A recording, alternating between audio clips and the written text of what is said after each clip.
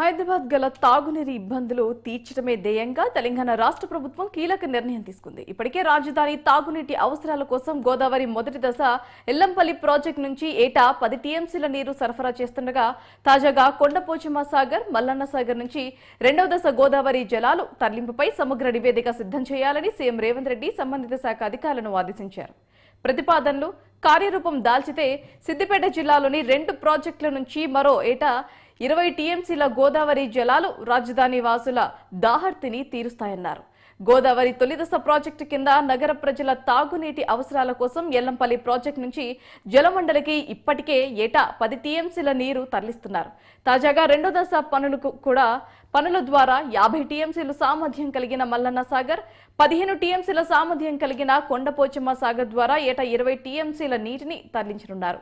ఇందులో తాగునీటి అవసరాలకు మిగిలిన నీరు మహానగర జలాశయాల పునర్జీవనం, మూసి ప్రక్షాళన కోసం వినియోగిస్తారని అధికార వర్గాలు వెల్లడిస్తున్నాయి.